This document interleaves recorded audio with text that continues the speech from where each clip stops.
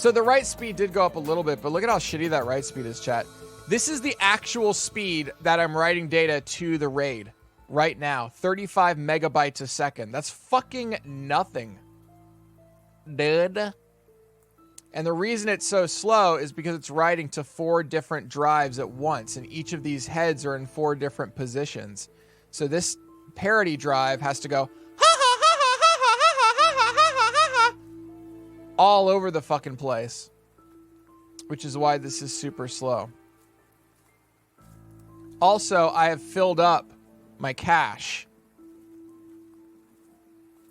Fuck. I think 4 terabytes is a big enough cache. It's just not big enough when you're trying to download 150 terabytes.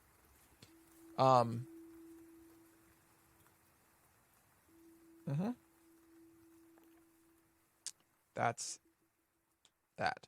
So we still have our 8 terabyte drives, unraid update. 8 terabyte drives are still in there. It looks like I still have yet to download about 8 terabytes worth of stuff before we will then transition it from here into expansion drives, these guys. And then I'll be able to take all of those out and stick it all. Actually, I guess I could start putting it into expansion drives now. Take all those out, then take all these drives out, put all these new drives right here in, this 140 terabytes of new drives in, and be done. I did change one thing. If you go into settings, disk settings down here, I changed this to reconstruct write last night. Apparently it's supposed to make it so much faster. It didn't do shit as far as I can tell. So, whatever. Fucking whatever, dude. What the fuck ever. Actually, I wonder if there's a setting for the mover.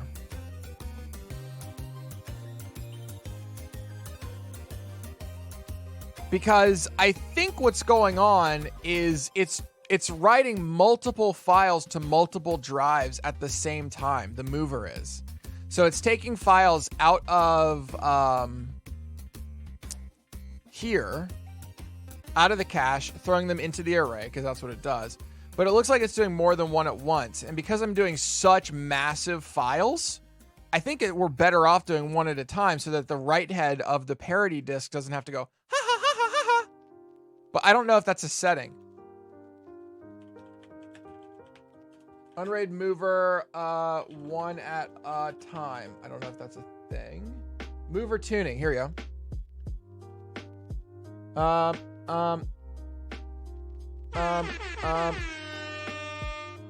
guy 7343 by 48. Sev yeah. Let's see. I don't know where this would be. When cache is full, it can't go any faster than writing to the array. No shit. I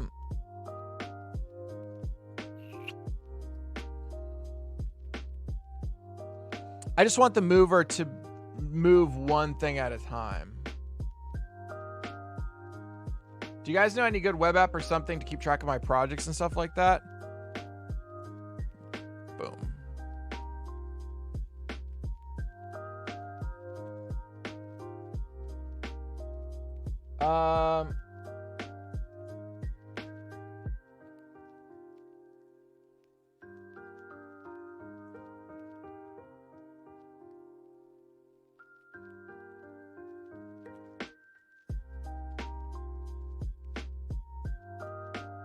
Everyone's complaining about like, oh wait, there's a plugin called Mover Tuning.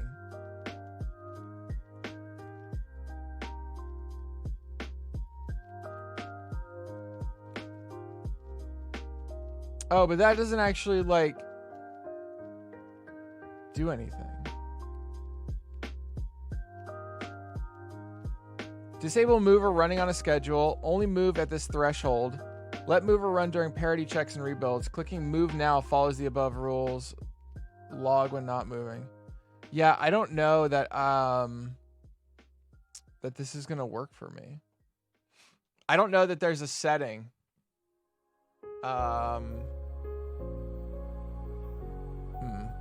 For the mover specifically.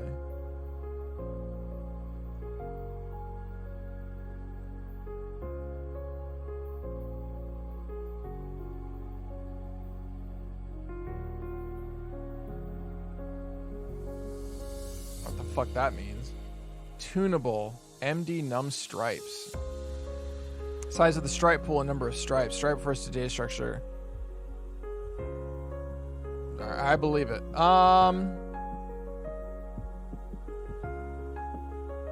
The fuck is all this shit?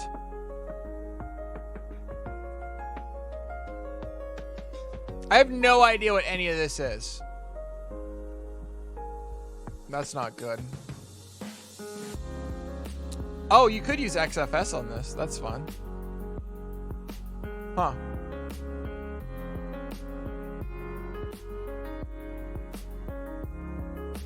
Enable spin up groups.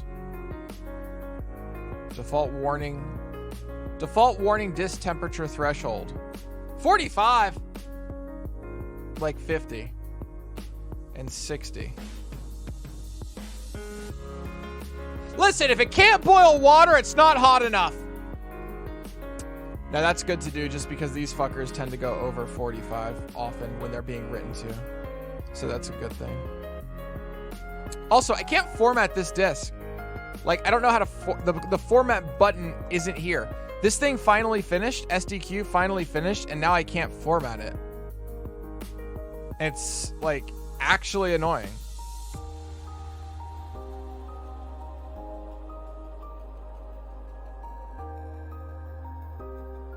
Pretty sure there's a setting for the allocation method, so it'll fill each disk first. It's only for the shares. Yeah, so in the shares, you can have it fill a disk, then fill another disk, then fill another disk, then fill another disk. But unfortunately, that's not fault tolerant. Unfortunately. That sucks that it's not, but it's not. So basically, what I should say is if I fill up an entire disk and that's the disk that fails, and then I have another failure, then I've lost everything. Spreading it across disk is safer. But yes, you can choose... In the shares, you can choose the order. I see what you're saying. Maybe it would be faster if you just filled up a disk, then filled up another disk, because then it's just writing here. Might be onto something there. My new drives are collecting dust. Fuck.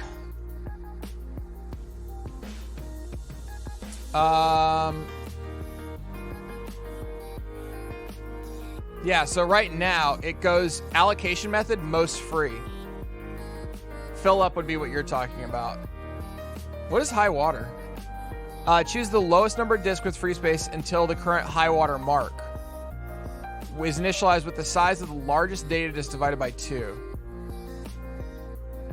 That's fucking arbitrary as fuck. Goal of high water resolution to each disk, while at the same time try to keep the same amount of free space on each disk. All right, I get it. Whatever. Free space above the current minimum free space setting. Maybe I should switch it for now. What's it gonna do if I do this in the middle of a move? What happens? Why is disk 2 excluded? That son of a bitch. That son of a bitch!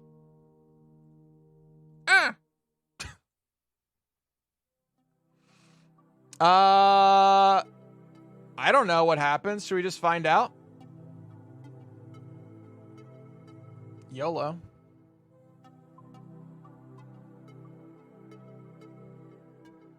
Surely it's going to finish the current files that it's working on.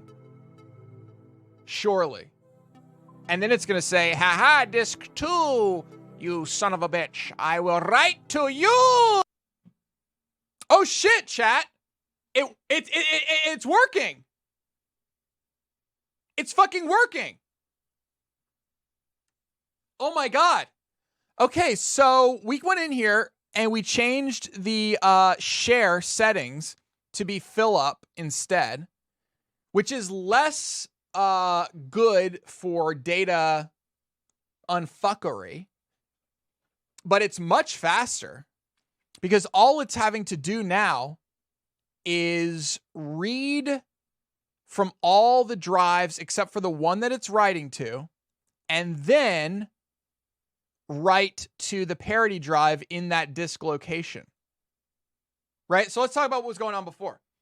Before, when we were telling it to use all the drives somewhat equally and to balance, what it has to do is it's writing multiple files at once to multiple drives. Right? So let's say it's writing a file here and a file here and a file here and a file here. Those file locations on the physical platter, on the physical disk itself, are not at the same location. So the parity drive, which is the drive that does a calculation of all the other drives, has to be constantly going, arriba! And all of these drives also have to go, arriba! As it goes so that it can calculate what to write in the parity. So the parity, our parity write speed was only something like 30 megabytes per second. Now it's 102 or 100-ish megabytes per second because we're only writing to one drive. We're reading from all the other ones. And because I've also changed our disk settings to reconstruct write, it means that we're not having to go back and reread. So the other setting, by the way, the default setting to this is the read, modify, write setting, which means for every location on the disk, it reads the data first, then it modifies the data, then it writes the data at the same time to all of the disks. So in this case, to these two. That's a slower version of this. So this is a much faster, basically, algorithm of doing it. So now all these disks are all spinning maximum speed, which is awesome. And I can restart the download. That's the point, is that I can restart this fucking download. Because now I'm not going to download at 100 megabytes per second. I'm going to throttle it maybe to 60 megabytes per second. So my cache, all this will still go into the cache, but the cache is going to empty out faster than I'm downloading from the Googles. So then it should be done in about 3 days, 2 or 3 days. Yeah, no, this is great. Holy shit. This is so good. Let me find the place really quickly on the network because I need to delete a couple of VODs and then we should be good to go. Dark mode. The fuck would I use dark? Who uses dark mode? Who actually uses dark mode on anything?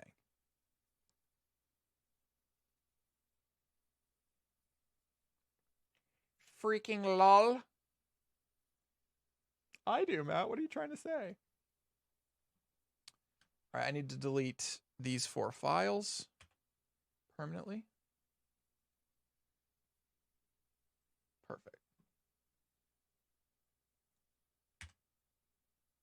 Okay, I'm going to go 60 megabyte per second. And we'll see if I drop frames. I don't think I will. Because this should not be coming to this computer. It should be going directly to the server. I'm SSH'd into the remote server. So we should be good to go. And we should now also see a boost in the writes. So over here on the cache section right here, we should see the write speed going up to about 60 megabytes per second on average. So this right here will average out to about 60 megabytes per second. The read speed will still be a little bit larger. The average read speed should be the same as these write speeds, about 100 megabytes per second. Now, obviously, SSDs read and write faster, so these numbers fluctuate more often, these reads and write numbers from the SSDs, because a lot of it's going into memory. And if we actually take a look at our CPU usage now, we're at 7%. Now, I am running a bomb-ass, literally 56 cores are in this server. So we're never going to max this bitch out. That's for sure. But it does take a little bit of work to calculate that parity. And so that's what it's doing. Now, this is great. So right now it's estimating that I have 1 day, 16 hours. 1 day, 16 hours. That's great. And we should see this number go down over time. So I am writing to it at 60 megabytes per second, but it's being read from at 100 megabytes per second. So for every file that gets written up here, this should jump down by like 10, 20, 30, 50 gigs. It's going to be continuously written to in small sections, but so it's going to kind of go up, up, up, up, up, up, up, down, up, up, up, up, up, up, up, down as we go through the day. Cool. Dude, that's awesome. This is sick. Super good. Cool. Dark mode for everything 100% of the time. Really? Wait, really? Wait, really? So many people said they use dark mode. Fucking really? Wait, do you like use dark mode here?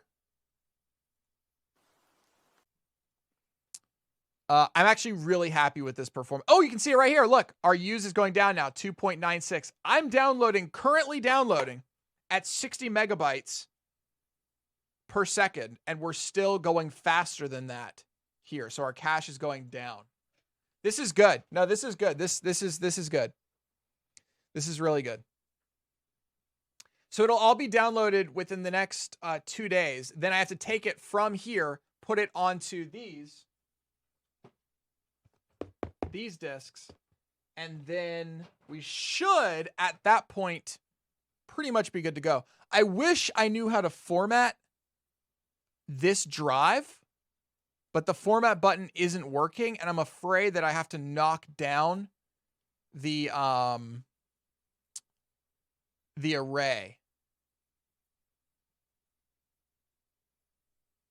End of sentence. I don't know. There's nothing else to say there. I'm afraid that I need to stop the array in order for me to figure out how to format this thing, which is kind of weird that you need to stop the array to format a disk that's not being used. But I suppose that's a thing. I don't know. Oh, he's back at it. Stream rules. English only chat. No advertising. No spamming. 1. Okay. Stats for nerds. So this dude's broadcasting at 1080-30. I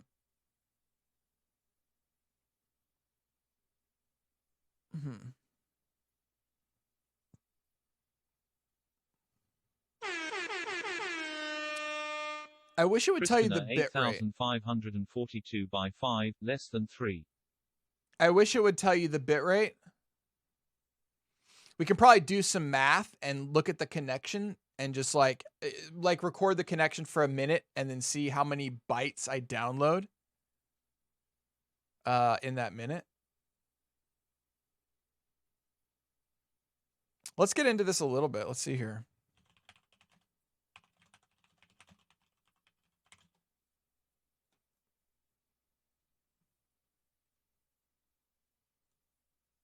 Choose live encoder settings, bit rates, and resolutions. It's important to make sure your live stream is high quality. Is it? Making sure you choose quality that will result in a reliable stream based on your internet connection. We recommend running a speed test to test your upload bit rate. If you're streaming in the live control room or via Stream Now, you only need to specify your resolution, frame rate, and bit rate. YouTube will automatically detect which encoder settings to choose. Fuck that. If you're using events, you can choose a variable resolution stream key to gain the benefits of Stream Now. You can also specify your desired resolution and frame rate manually. YouTube will automatically transcode your live stream to create many different output formats. Make sure you test to start your stream. Test should include audio and movement in the video similar to what you'd be doing on stream. Suck my dick, suck my dick, suck my dick. For 4K, the option to improve for low latency is not available. All streams will be improved for normal latency. I wonder what the normal latency is.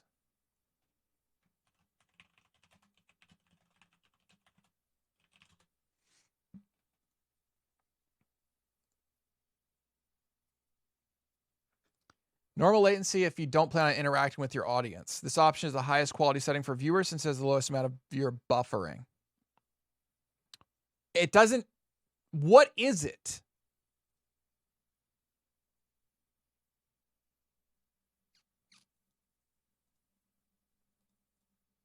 Ultra low latency.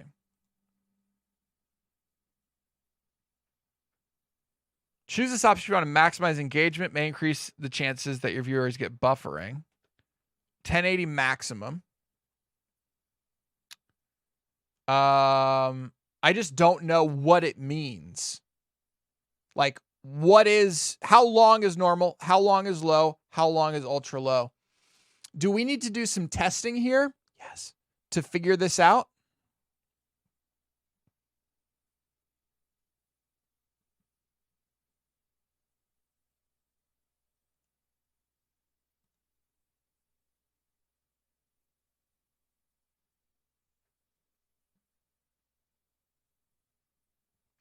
Single-use stream key.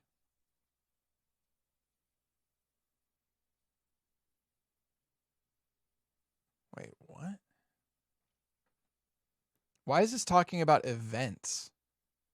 Create event.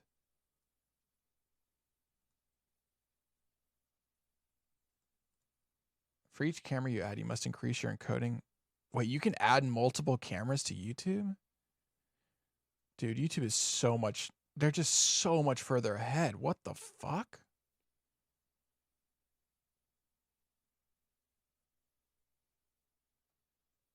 Jesus Christ. You can do that? Can somebody find a live stream right now that's using multicam? Oh, it's about 10 seconds for normal, Daring? I plan on literally 0. I will probably do normal just because I'm planning on literally, you will never hear my voice in that stream. Like, it's just 0 interaction, period. 10, 5, and 2. Yeah, 10 is fine.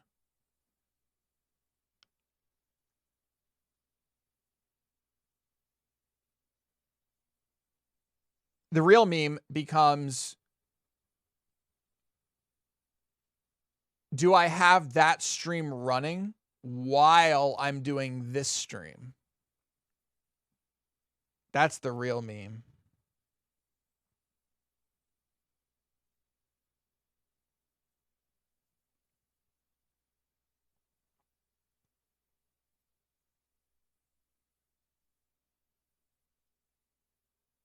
TOS. That has nothing to do with TOS.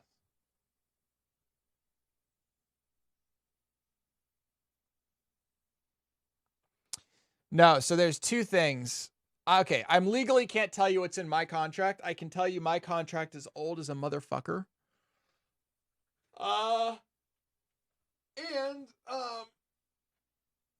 It's not the same contract that everybody has today. Number one. Number two, in all cases, that's not true. In many cases, well, actually, isn't it public? The,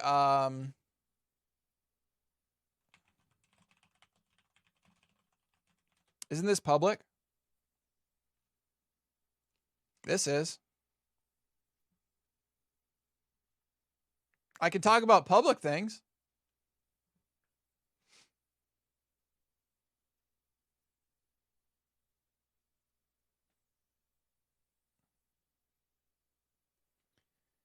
Solely for any live audio-visual work you choose to provide to us as user content, starting from the beginning of the initial broadcast of any such live Twitch content and continuing for a period of 24 hours following the end of it.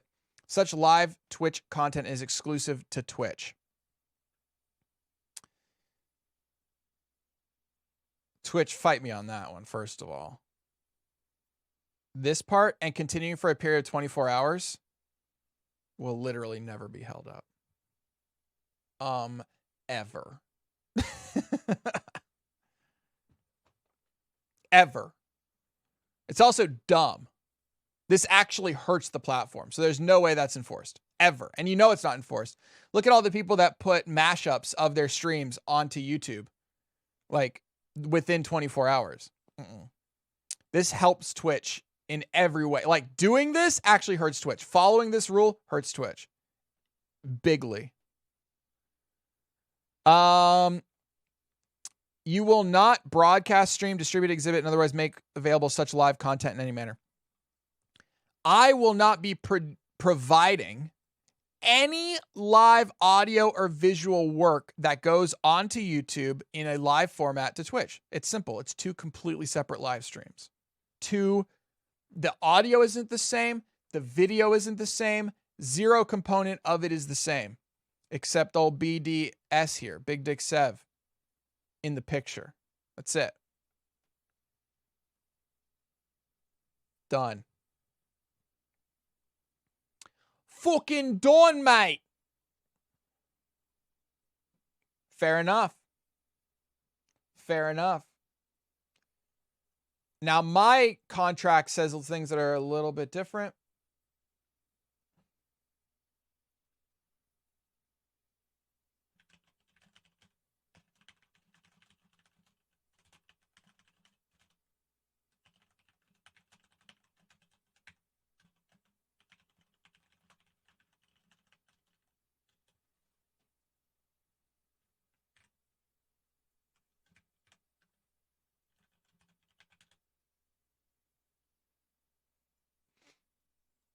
I just started working.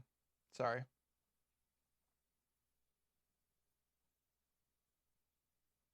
Now I'm reading our Discord. Exclamation mark Discord.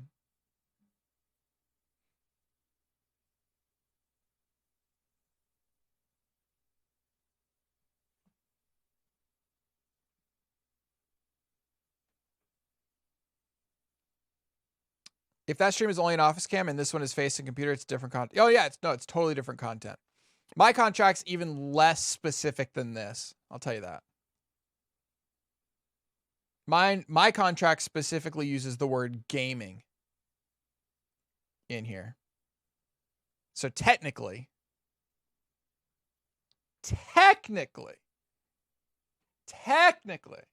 because my contract's so fucking old, I could have this exact stream also going to YouTube as long as it's not gaming. That's totally different, Bosnian.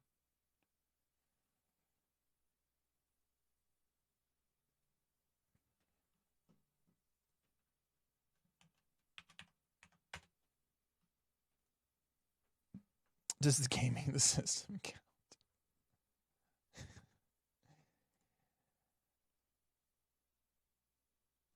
The FCC requires programs captioned for U.S. television to also be captioned online. Yeah, I don't know. We're going to have to figure out. I don't know what they mean by events. So on YouTube, do you not just go live? On YouTube, do you have to set up an event first? You have to like set up, how do we think of it? You sort of set up a container for your video to exist in, and then you stream to that container, which becomes a YouTube video. Is that kind of how it works?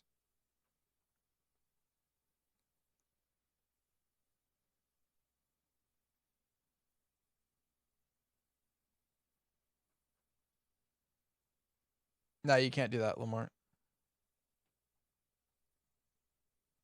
Dude, it's such a nice day outside. It's raining so much. I'm going to open the window real quick.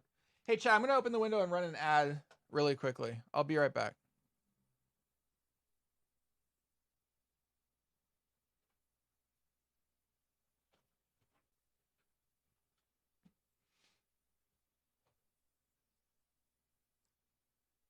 Instead of publishing a video, you're publishing a live event.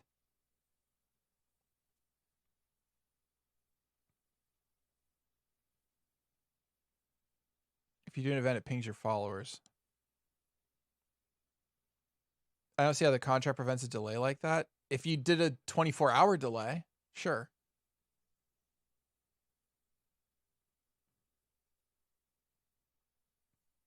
You can go live instant on YouTube. Okay. Okay. Okay.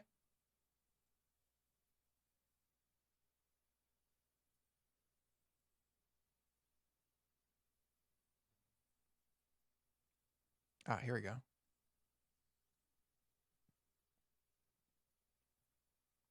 Here we go, chat. When you want to create a live stream on YouTube, you have a few options. Stream Now lets you create a live stream in a few easy steps. Events let you choose between quick and custom. Quick will create a Hangout on air with all the standard Hangout on air features, including quick start streaming right from your laptop. Custom will create a YouTube live event where you can control your event production and manage your own encoding settings using your preferred platform.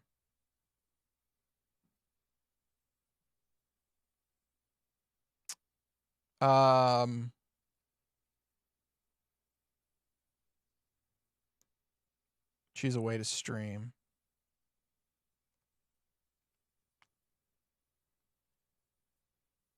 Okay, this is completely useless. Will detect when you're sending out content and automatically start the stream. Stop the encoder and will also stop the stream for you. Okay, so Stream Now does that. And then custom. Stream Now, I assume, is like Twitch. Right? Choose low latency to stream closer to real time. Basically, where are the differences here?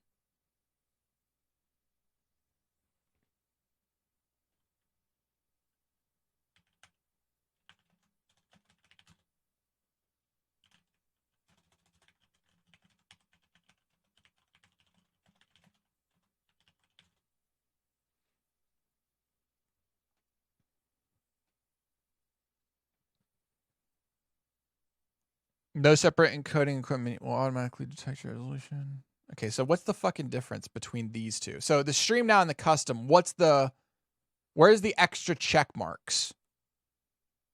Here we go. Start and stop the event from the live control room. Don't know what that means. Insert broadcast alerts, slates, and create highlights from the live control room. What the fuck is a live control room? And is it bullshit?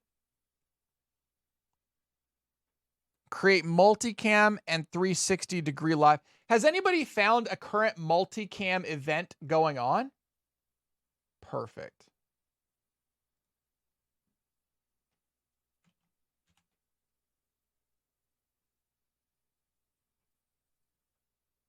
Are you fucking kidding me? Live views of the ocean from Sharp Park Beach area.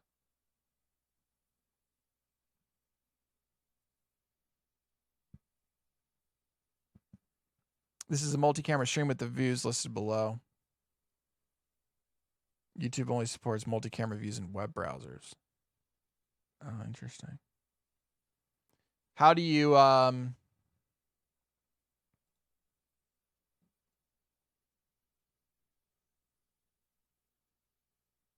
do people actually care about this?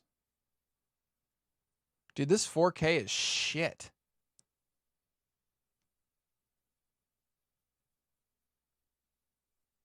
This is like the shittiest 4K I've actually ever seen. This is like upscaled 480.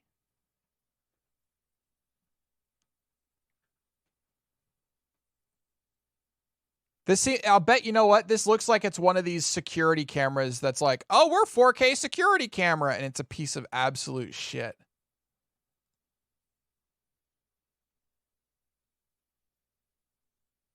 Or the encoding really blows. Okay, we don't care about multi.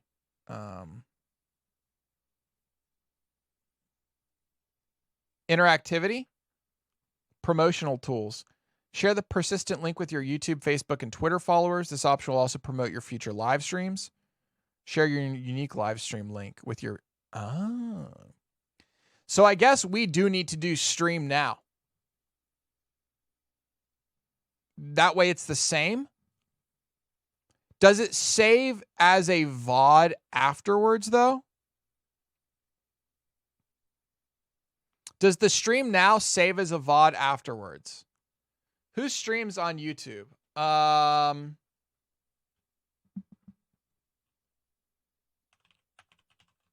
Can you just like go gaming? Is that like a thing? Nope. Okay. Oh, I guess it is a thing. But like, where's the live? Oh, live. Yeah, wasn't there like a big live streaming portal? There was like a really big live streaming portal. Is it gaming.youtube? Nope. Fuck.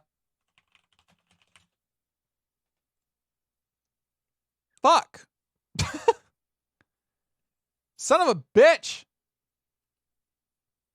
It's Google. It got discontinued. Oh, did it? Because it used to be like, it was like dark mode and had a bunch of streams on it and stuff like that.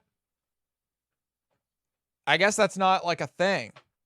Okay, so there's this dude named Typical Gamer. Or Dudette. Could be good Dudette.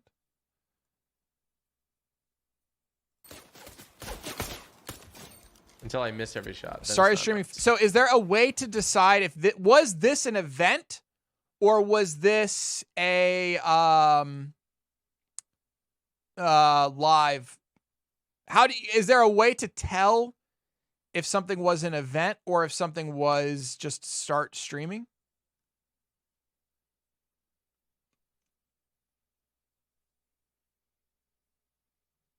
You have to be careful to not show someone who's been permabanned from Twitch in this area. Okay, here, I'm not showing them. I don't know. Have they been permabanned from Twitch? Okay, so here's the real question. If I go into Typical Gamer videos.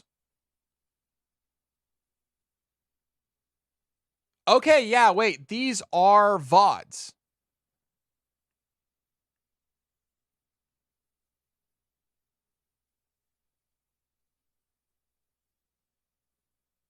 These are VODs. So, this is weird. Because, like, he's also got some, like, actual videos going on here. But it's mostly streams.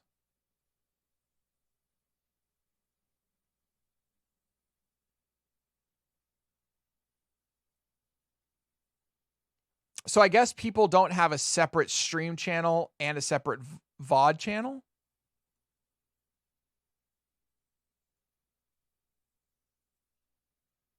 Like people don't do it separately. They don't have two separate channels.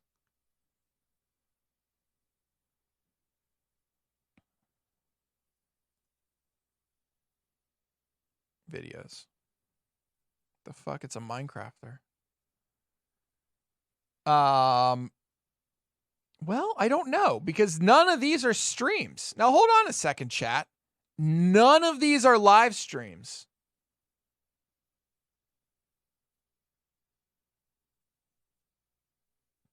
None of them.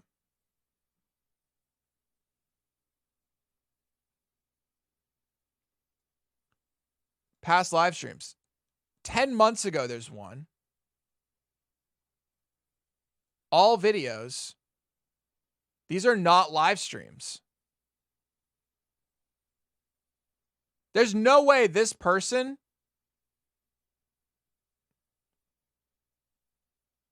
Here's a way to check it. New video. New video. New video. Wait, what? New video. Okay, this person just doesn't say when they go live.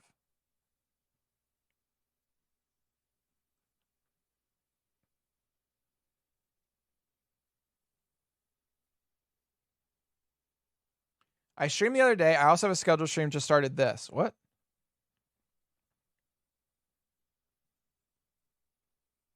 After ending your live stream, you have an option to hide the VOD.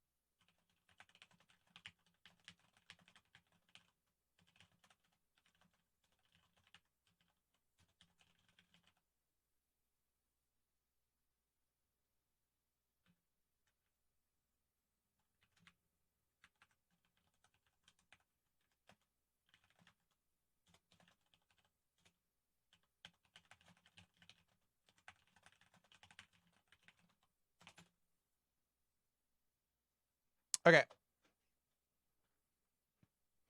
Sorry about that. When you're in your live stream manager, you can select what happens to the VOD when the stream is done. Public, unlisted, etc. All right, so I'm just trying to think about what we should do. If we have a YouTube channel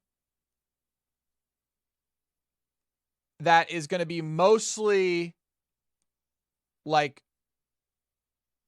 businessy, PD video shit, where we're planning on releasing maybe 2 YouTube videos a week, should we also be live streaming this work with me content on that channel, or should it be a separate channel? We are going to have a separate channel for these Twitch VODs. These Twitch VODs will live on a completely separate channel on YouTube. I don't expect anyone to actually go to them and watch them. Should they be the same or different channels? You think they should be the same? The rationale there being people don't have to subscribe twice to get all the content, and you're not splitting up your audience. Okay, fair enough.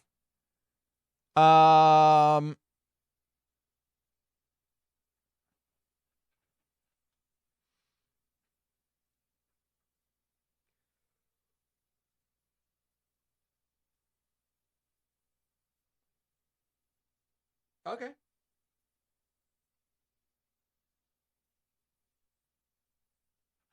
I guess the question becomes, does having a bunch of VODs that say streamed, does that hurt the other videos that are on the channel? Does that hurt? I guess if it does, you just make them unlisted, right? If it ends up hurting it, you just unlist them, and then you're just back to a normal YouTube channel that it's like this. At that point, it's literally this. Right?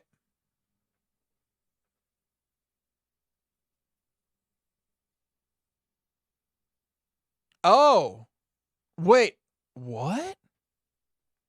So the VODs are in here?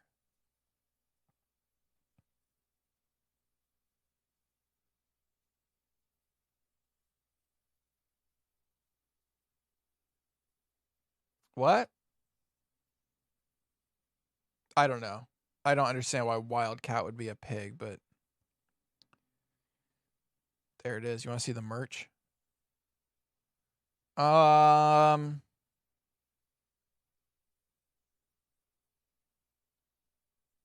Mm-hmm.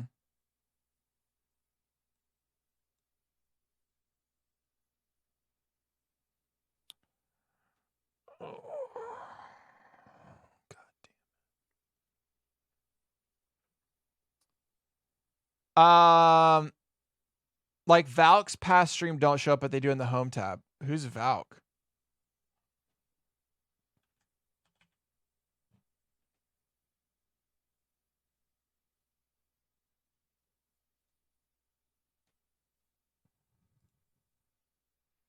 So these are all just videos. But if I go into playlists, past live streams. Fair enough. Fair enough.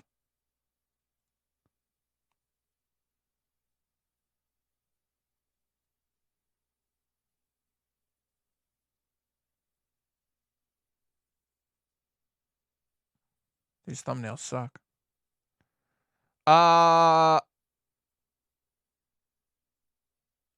Okay.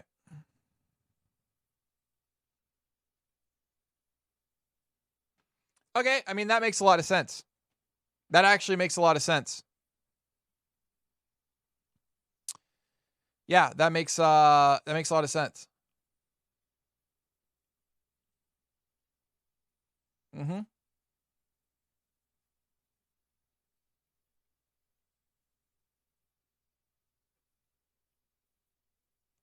Okay.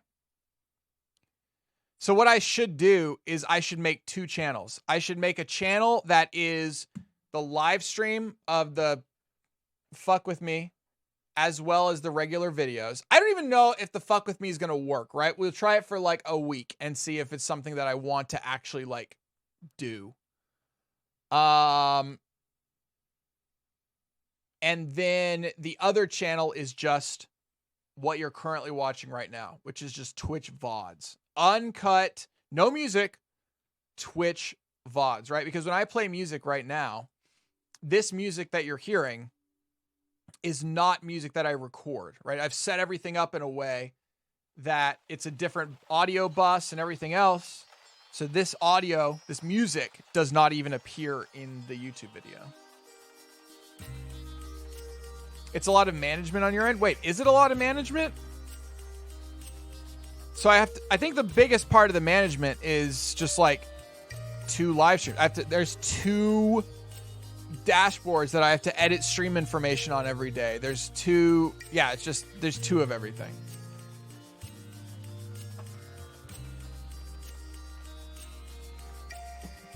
I can have somebody I can have somebody deal with the playlist and all that shit.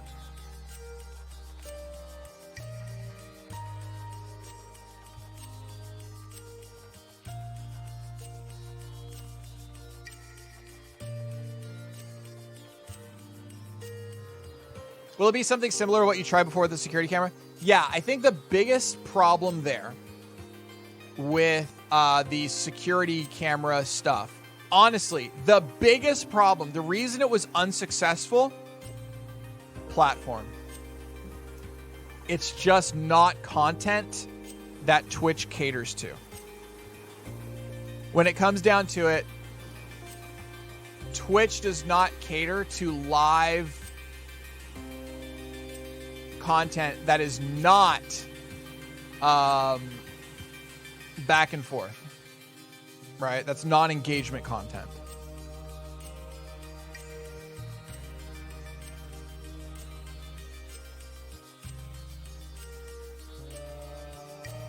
Darkreader.org, dark theme for every website. What the fuck? You guys really don't like this? Uh-oh. I think this is the final number. Never mind. That took a massive jump.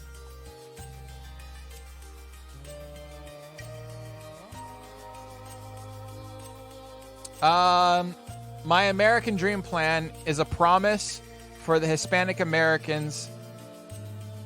What does this mean? Why did I click that? Trump logo. An economic... is a promise to give Hispanic Americans economic prosperity, provide opportunities for education for all, and preserve liberty. And I don't know that word. For the family and the community.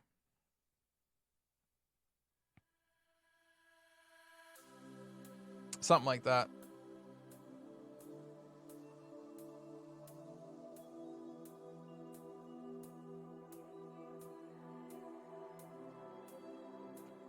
That's how far I got.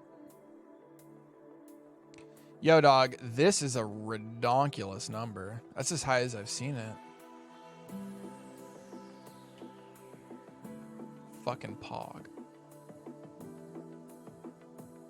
Yo, Chrissy, thanks for 5 months of support. El Bastard 29. I don't know if I got you guys. Here, have another fucking alert. Christina 8542 by 5, less than 3. Chat. ELB 4 starred X29, 29 and counting. Fucking pog, man!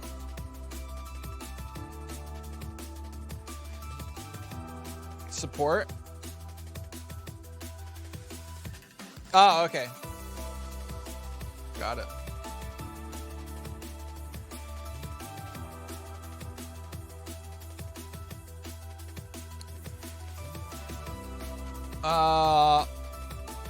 What the fuck is this? Dixieville? Is this one of those stupid fucking things where it's like, hey, we're always the first to fucking report, man.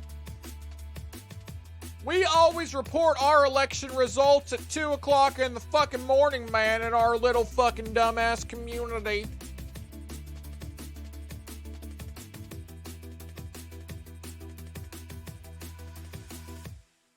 First in the nation. Wait, do they publicly vote?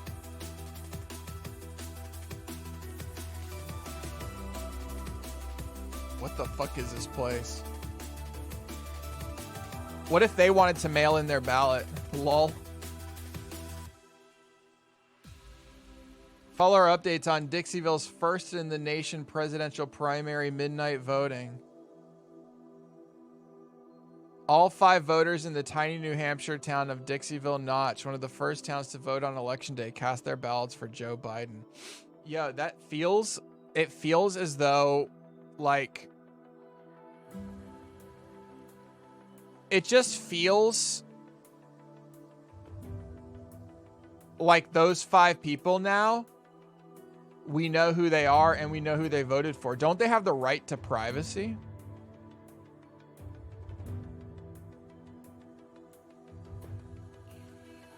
No way. What's going on right here? For governor, they went fuck. Democrats are such fucking pussies. I hate people that do this. Fuck. Especially this year. It's like down ballot. We're not ranting today. It's election day. No need for rants. It's a relaxing day, you know.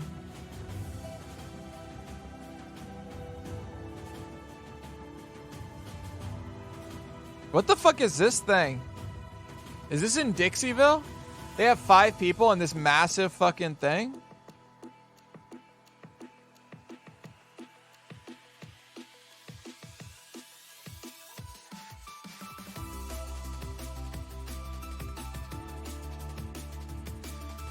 Yo, what the fuck?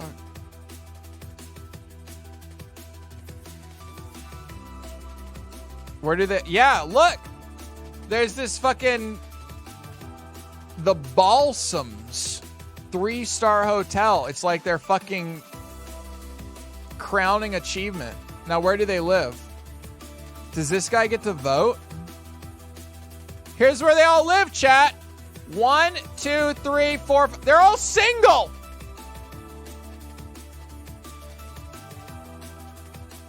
There's 5 fucking houses.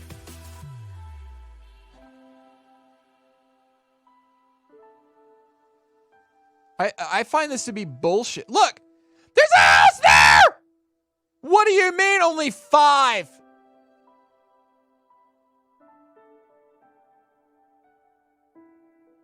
I call major bull. Look!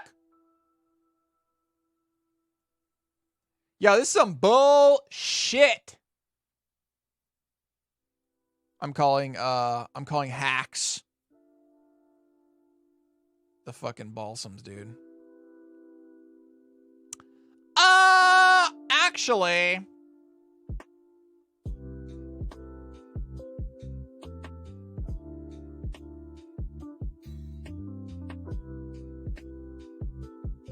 Dude, look at our country.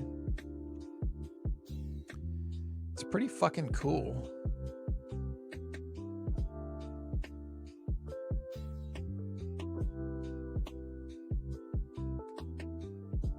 Poor turnout.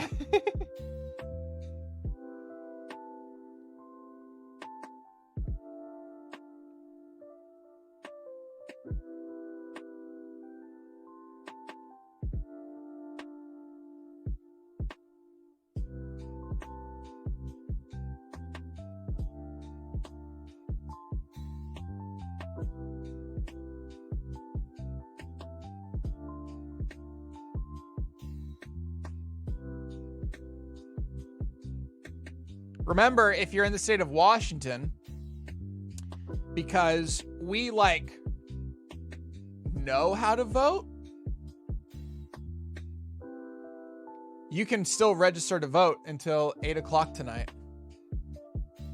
Because we understand how voting should work. You can still register to vote until 8 o'clock tonight. You can mail it in today. I guess Washington's pretty fucking progressive when it comes to voting.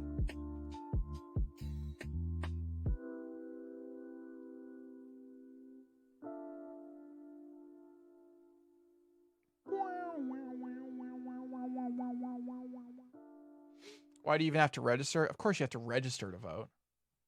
It's not like they check any. They check to make sure that you're just not in there twice.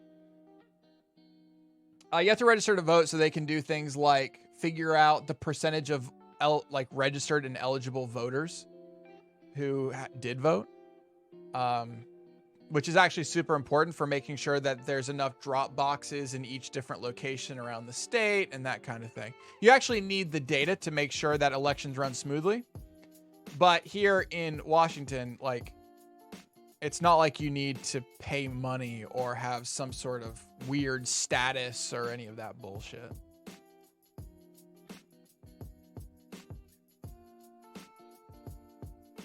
Don't they have the most mail-in? Like, you mail in. Like, I don't know anybody who goes to the polls in Washington. I don't personally know anybody. I'm sure some people do. You know how in a lot of states you have absentee ballots? And you have to be why you're getting an absentee ballot? I think it's like the reverse here. Everybody obviously gets them in the mail. And then when you show up at a poll, they might be like, yo, why the fuck are you here? Just mail it in, you son of a bitch. No, I think anybody, you can always walk in, but nobody does. It's just so much more convenient to mail that shit in.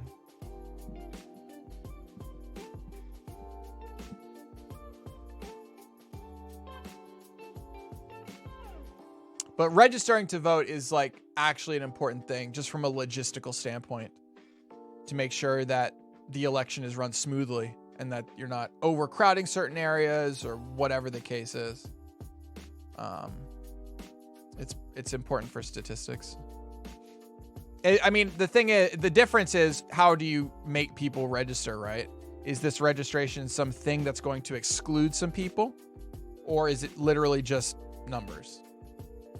And here it's just numbers.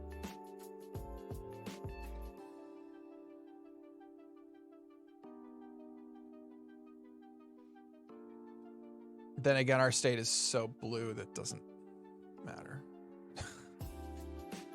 I mean, it matters. It matters.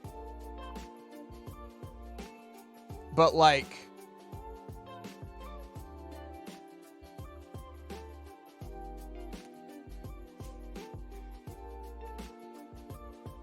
yeah.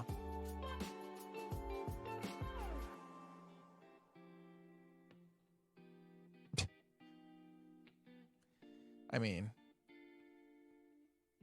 yeah. Up 25 points. Yeah, it's not really that much going on here. I don't know where this is, but I'm guessing it's out east somewhere. Why can't I highlight this? This fucking website.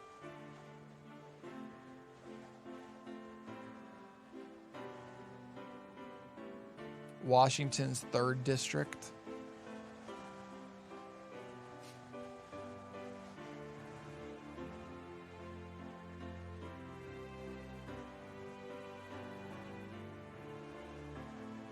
Yeah, no, I agree with that. In Texas, we prefer to exclude people as much as possible. Yeah, Texas is fucking wild, dude. Wild. What is this? Oh, yeah. Discprices.com! I was looking in here for some drives to see about maybe upping the capacity here of my cache drives. But now that we've got this system going, we've changed how we do all the things inside here. We've changed the settings. I don't think we actually need to anymore.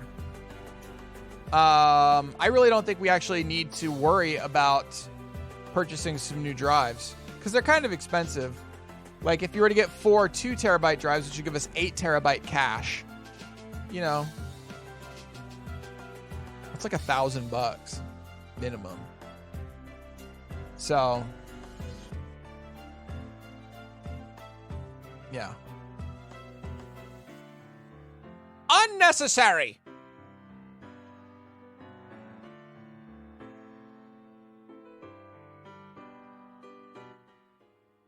Sorry, the music's just too loud for me right now.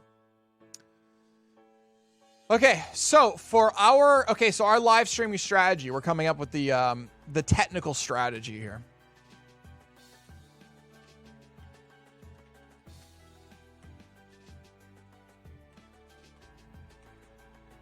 Does 4K matter? Can somebody go ahead and link me a 4K stream? And not the same one. Can someone just link me a 4K broadcast? Maybe something that's actually like interesting. Is there a way to there's no way to like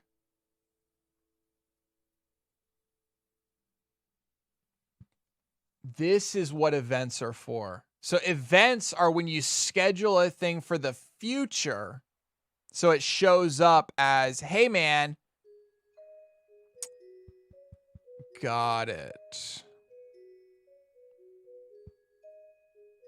Okay, that makes sense. I mean, is this one of those things where it's just like having, because it's like, look, when you look at these, okay, not him. When you look at this,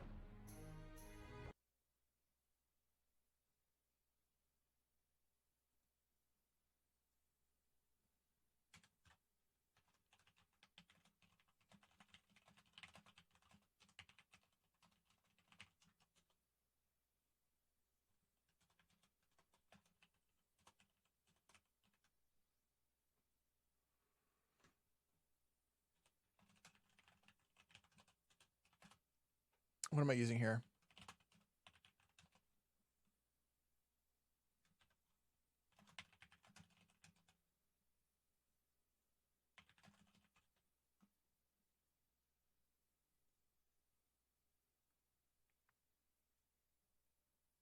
Oh, it does 12K.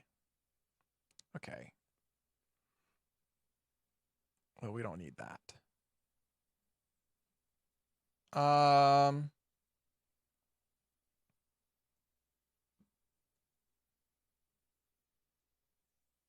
Oh, I was talking about micro cinema, actually. I was not talking about Ursa Mini. I was talking about this. Is this 4K? It's 1080. This is 4K though.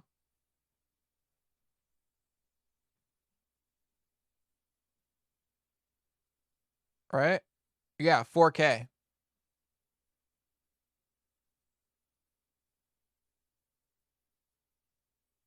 Maybe we end up going with one of these. With one of these bad burritos. We use Blackmagic cameras all over the studio. We literally might just have one of these lying around for all I know.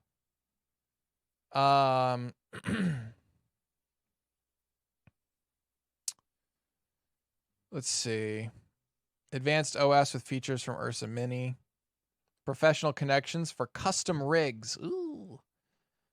Full-size HDMI connector. Nice.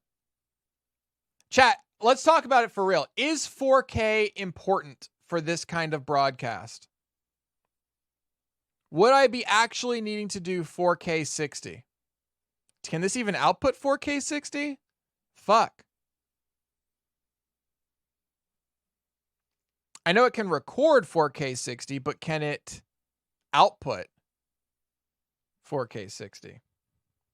Or do we just start at 1080 and then maybe we work towards an upgrade later? I think we just start at 1080.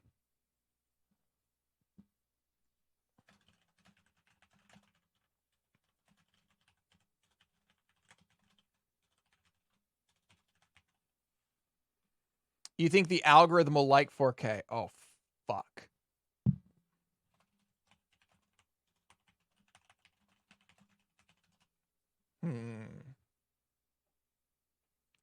Fuck. I don't know. That's interesting. I literally don't know the answer to that.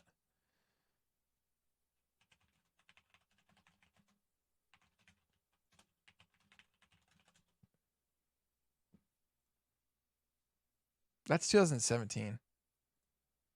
Quora.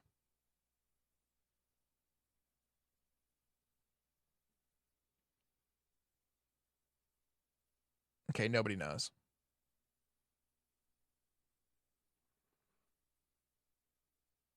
HD videos are ranked higher on YouTube. I mean, HD makes sense, but about 4K, I don't know.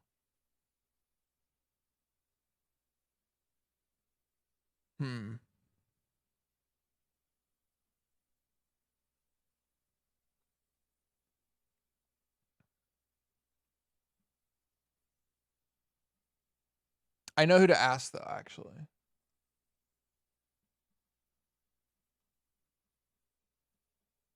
I do know who to ask.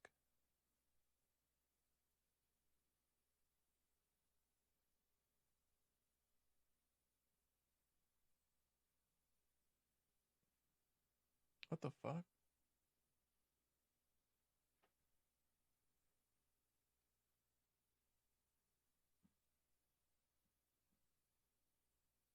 Certified freak.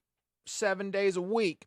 Who's going to be watching in 4K? I don't know if anyone would watch in 4K, but if it ranks you higher in the algo, might be worth it. What I could do is I could actually just take the 1080 and upscale it to 4K for a week or something like that and just see if it ups the ranking, you know?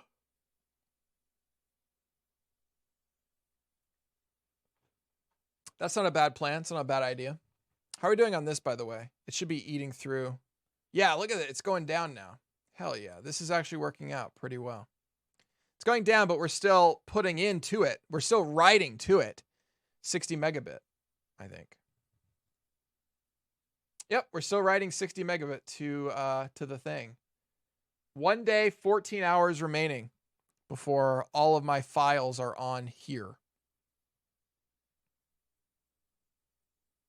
It's going to fill up disk 1, then disk 2, then disk 3. Yeah, this is actually working out really well. 4K does look super clean. It does. It does. I think what we're going to have to do today, chat, probably. Let me look at my calendar.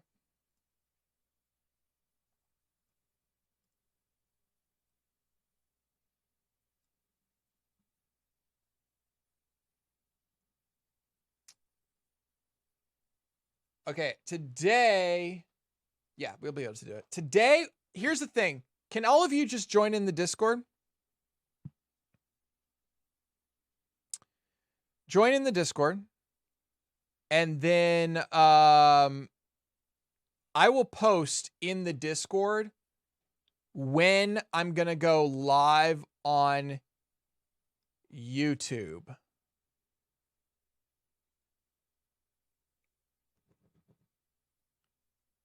As a test. So I guess I need to do two things. I need to make 2 new channels. I don't even know what account I should make those under. Probably my mattzagurski.com account.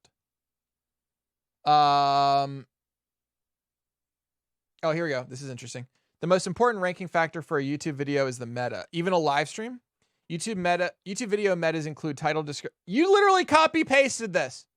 Quality does bump up the ranking, but not just 4K. 1080 is just fine. Okay.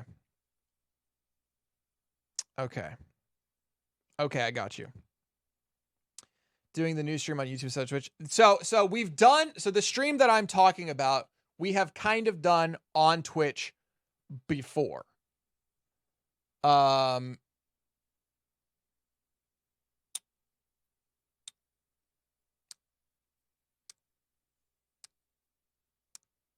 Sorry, I was just like watching things. We've kind of done it on Twitch before. In that, actually, I wonder if we have a VOD of it. Somewhere we do. I'm not going to look. We've done it on Twitch before, which is basically me just working while there's music going on in the background. 12 hours of that per day. Twitch is just not the right place for that. When it comes down to it, Twitch is a platform that's good at a couple of things. It is not the platform for content like that.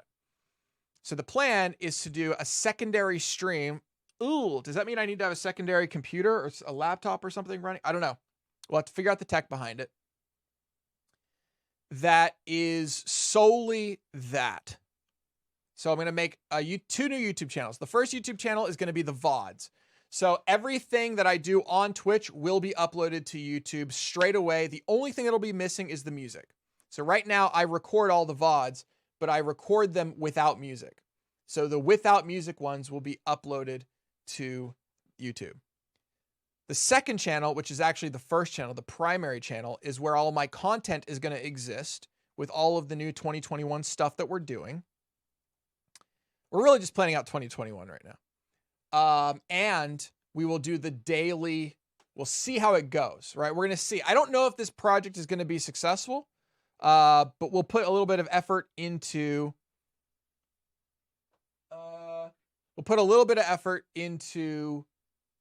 okay, what if we do a daily live stream that is literally work with me instead of study with me, which is the common one.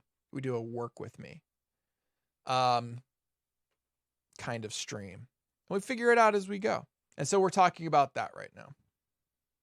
Is Floatplane on the table as a possible platform? In no way is Floatplane on the table as a possible platform.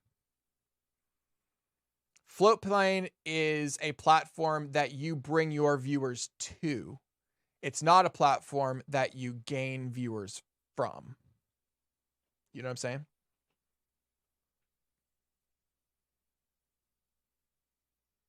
Is the final boss of SevTech you? I don't know. What? Have you looked into Alpha Gaming, the Twitch streamer doctor, as some call him? Uh-oh. He does have some nice input for what to do and use, both on Twitch but YouTube too. What do you mean?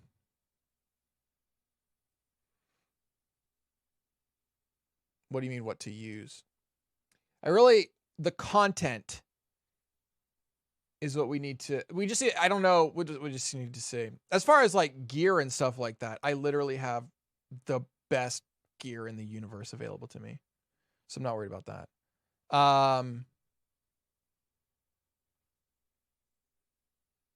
What I might do is like put a camera over here going that way. I don't know.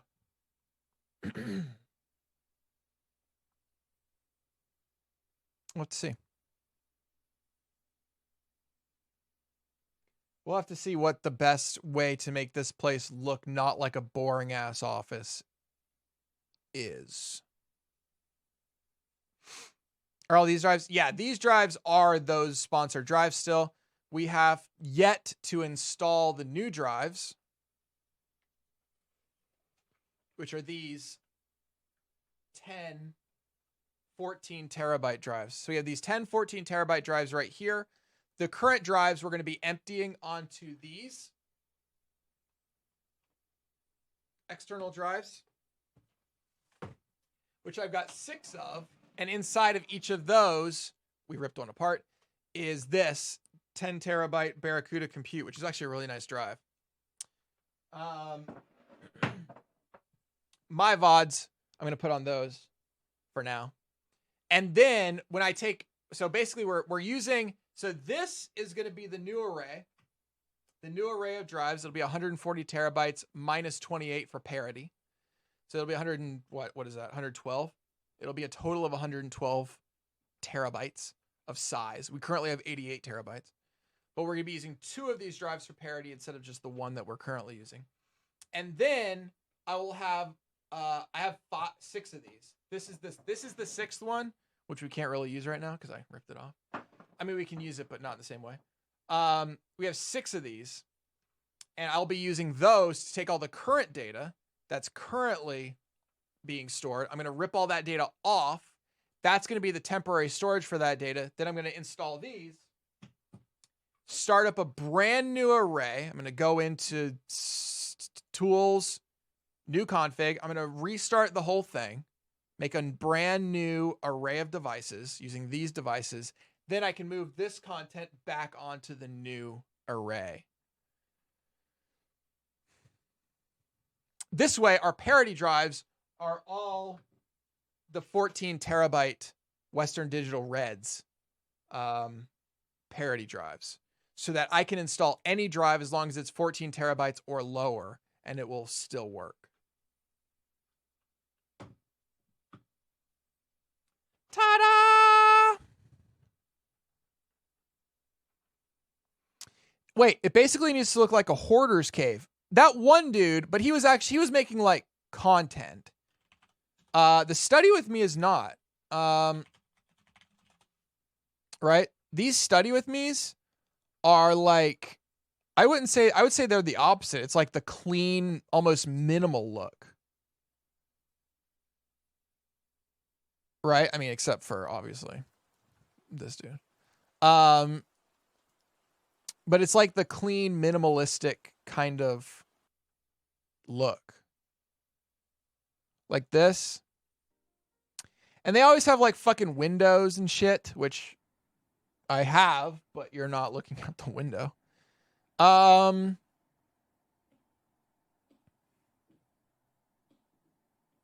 So yeah, I'm not sure. Pelvic pain.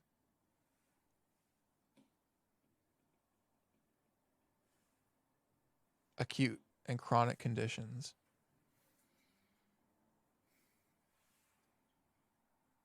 They're all med students. All of these guys are med students.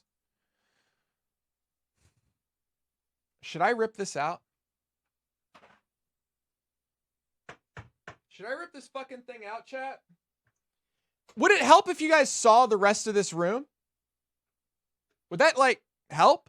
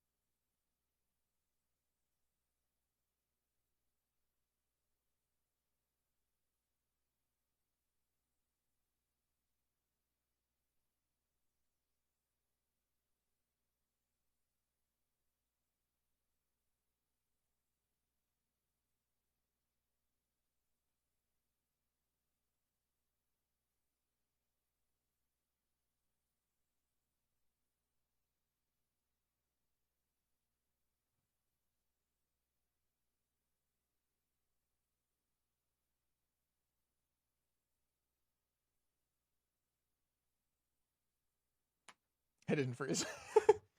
I could give you a tour of the room. Let me see here. I've got this webcam here. That I could just plug in and make work, I guess, right? Let's see. I'm not going to move the big camera right now because it'll take me literally 3,000 years to get it reset.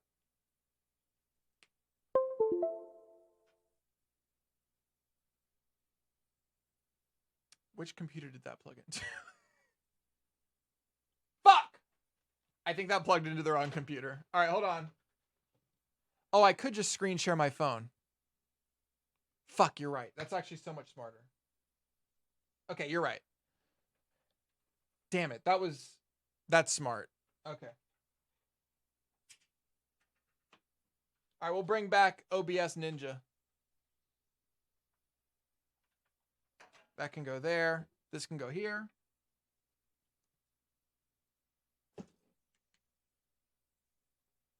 Okay. Dude, OBS.Ninja is fucking sick. Whoever invented OBS.Ninja deserves like a fucking medal. Yo, they're so metal. Properties. All right, I need to put in a new. Add your camera to OBS. Facing back. Can I go sideways? Oh, I probably need to turn on auto rotate.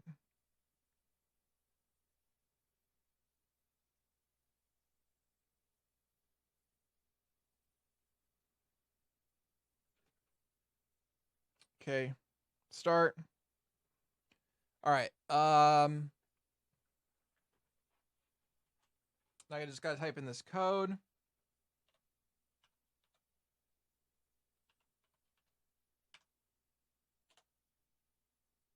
Good. And I'm also going to switch audio sources.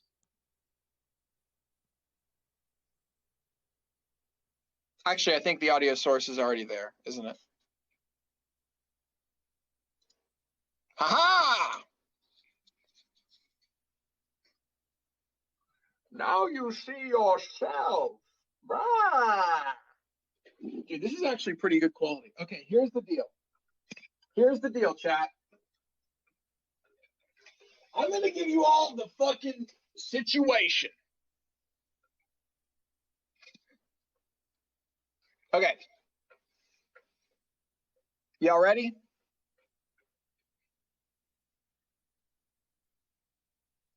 Oh, wait. Why isn't that working?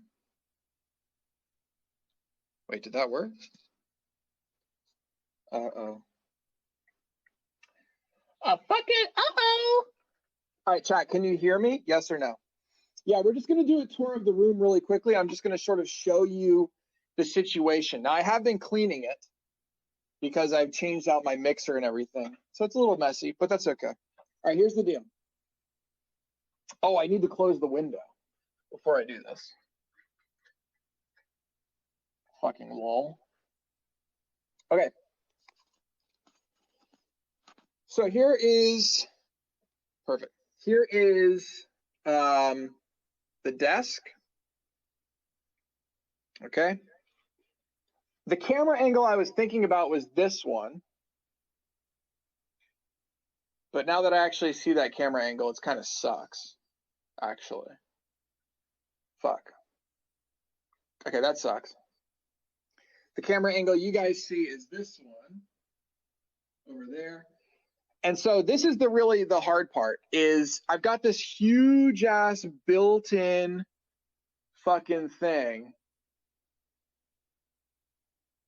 It's like, what the fuck do you do with this? What do you do with this piece of fucking wood? It's just a big ass piece of wood. You know what I mean? Like, what do you do with it? So this wall over here is the wall that I'm painting to be a whiteboard. So I'm using the whiteboard paint on this wall here. This wall will just be a whiteboard wall that I can write on. During streams, I can get up and write on the wall instead of using paint. That's what that's for. Then if you look behind, so what the view I see is this. This is the view I see, right? This is the view I see. Pretty nice, pretty cool. This wall is basically blank, except it's just got a bunch of boxes and shit in front of it. So boxes here, refrigerator, filing cabinet that I don't actually use that I could probably just get rid of, windows. All this is just here. This actually houses a lot of gaming equipment like that and just like shit. In theory, this could go. I don't know where it would go, but it could go. And then over here is more actually studio stuff. So like a lot of studio tools and stuff are here, and the 3D printer. Maybe we actually put the 3D printer in the shot or something like that. But what do you guys think? All right, what are your thoughts? Why does this keep on switching black? What are your thoughts?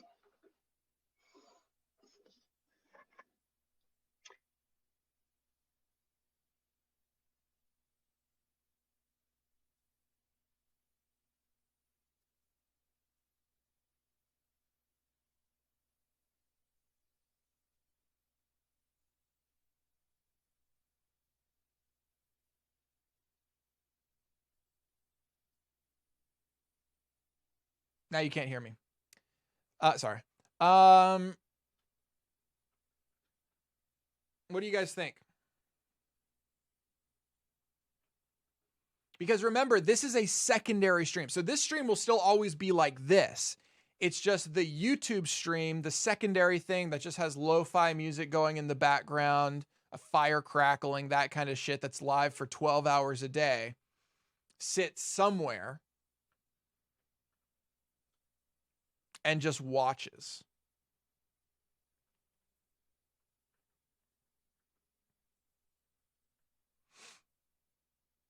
Thoughts? Also, another big reason to keep this, remember, is that it has a special feature, right? This drawer, I can pull it out, and then down below, I just push a button, right? And it has a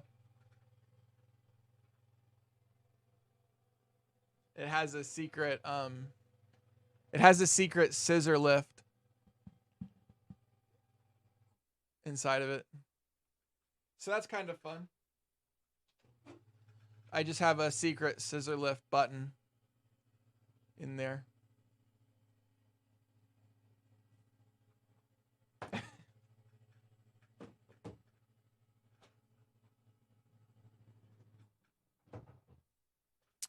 Maybe it's a trash compactor. If you close the thing and then push the button, it's a trash compactor.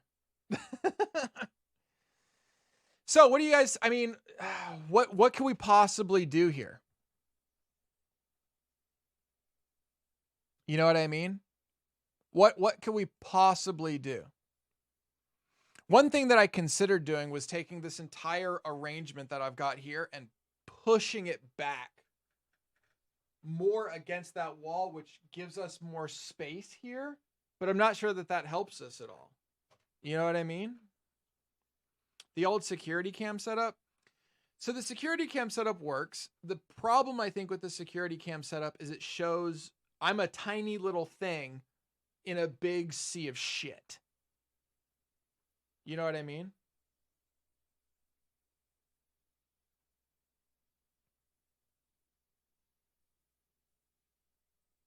It's just, I don't become the focus of that video.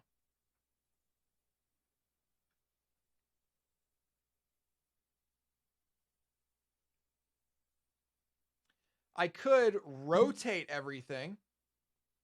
Then this desk becomes useless. like actually useless. Because everything would be turned around. So this is useless at that point.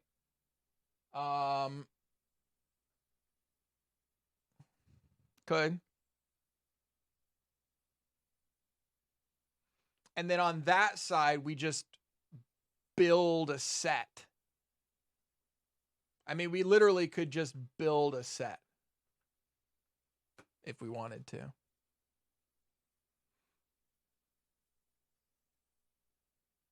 Or do we start out simple? Maybe we just start out simple, keep everything like it is, put a camera there, and just see. The thing is, I feel like a lot of people, unless it's already set up right, are a lot of people going to click off?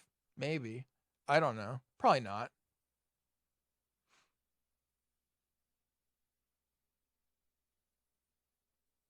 This thing apparently cost the previous people $20,000. This custom-made thing. No, I don't want to be in front of the windows because we don't want to identify where we are. You need plants and green things. Fair enough. Plants is a good idea, I think.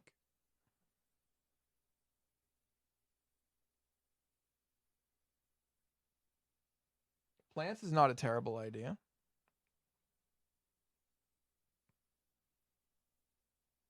The window's behind the monitors, so we'd be looking back into the office. Oh, I see what you mean. Then you'd be looking at the wall that I'm going to be writing on. The whiteboard wall. The whiteboard wall would be behind me.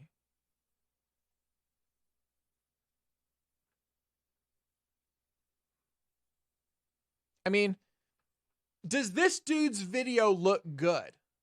Let's start there. Do we like the look of this dude's video? Honestly, yeah, it's nice, right? It's got some natural lighting coming in. You can kind of see the day get darker out here. It's kind of nice. I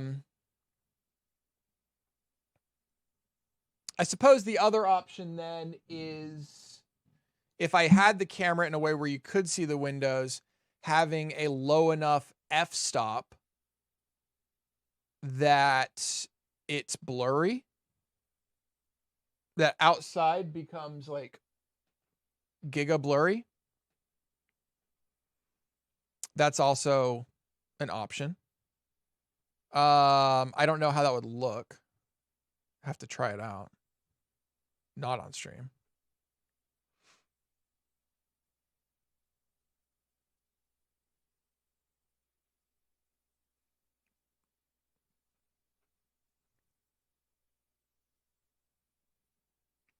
A sheer curtain would work too. Okay. So I guess the problem is these windows suck. Blue your desk, orange room cam, green your... I don't know what the fuck you're talking about. Copy link. Should I click this?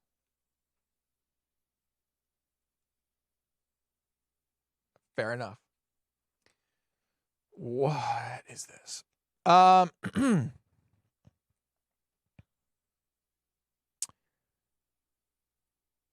Blue your desk. Orange is the room camera. Green is your fancy shelf.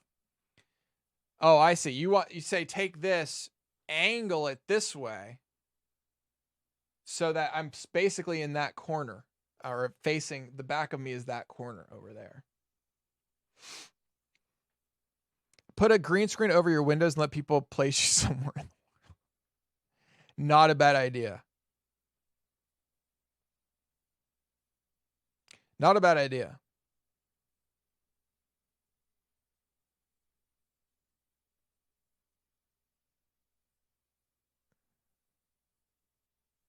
Make a fake TV window on the wall. Okay. So the shitty thing about, let me see here. The shitty thing about this. Oh, fuck. I went into exponential idle again, like a nerd. Oh, I already closed my Ninja tab.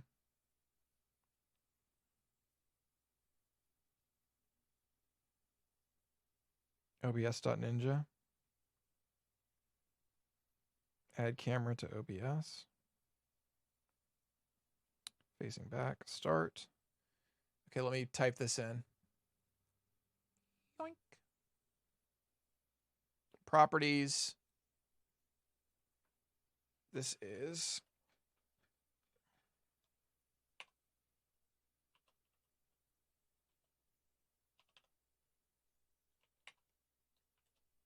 okay.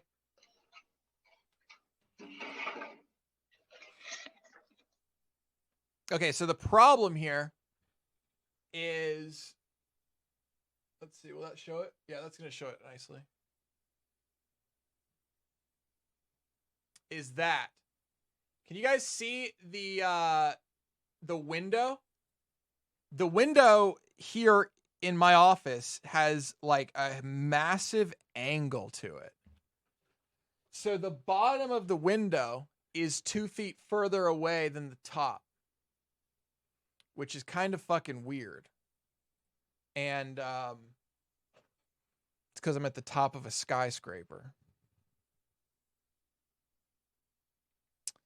The natural light's cool though. I also thought about putting the 3D printer back here somewhere because it provides light.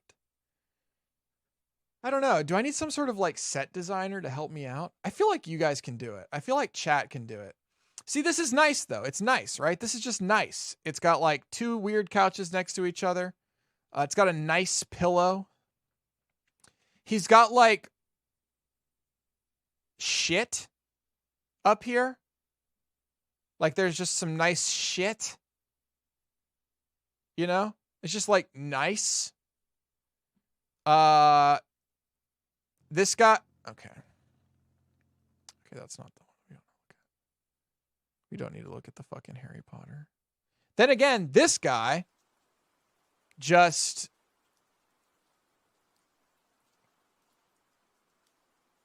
this is it for this guy. He's got 1,000 people watching.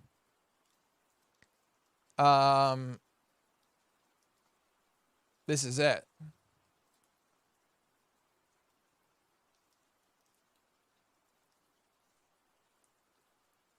Maybe we don't actually need to do much. This guy has obviously natural light over here. Creates a little arrangement out front. Kind of weird. Also, I think the other thing that I have to deal with is the fact that I have so many fuck monitors that get in the way of every camera angle ever. So that's another thing. And he just has like a basic bookshelf and a light back here casting up. And I guess a plant. An underlit plant. So I guess there's that.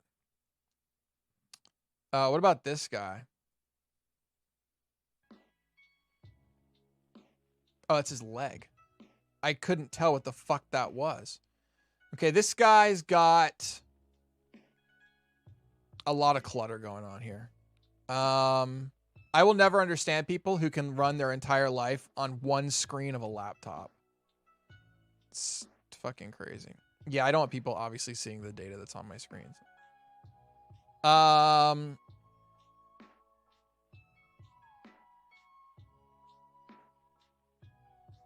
He's got like a lantern back here, I guess. I'm not sure what's going on in this dark part back here.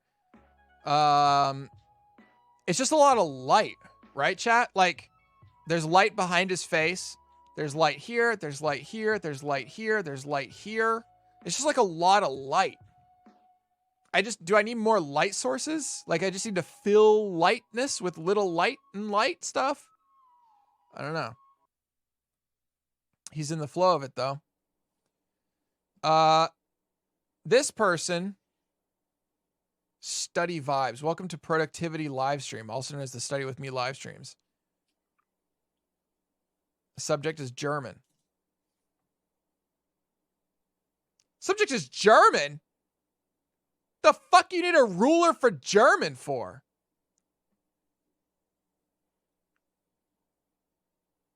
How can I waste time? Oh, I need these lines to be perfect. That's how get all this shit off the tip.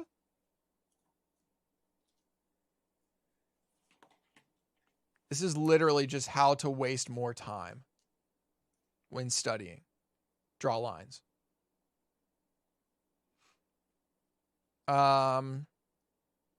Very IKEA, very nice. Oh, there's candles. It seems as though candles is like a thing. This is a lot of like Christmassy lights, which I think would look dumb as fuck. And a nice wallpaper. Yeah, there's a lot of live study streams. What the fuck? Can I filter by live? Here we go.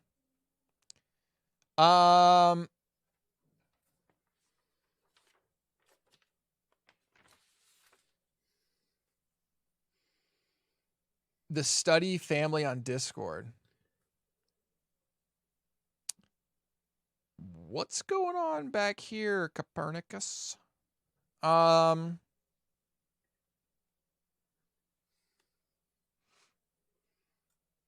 Is this a Harvard dorm?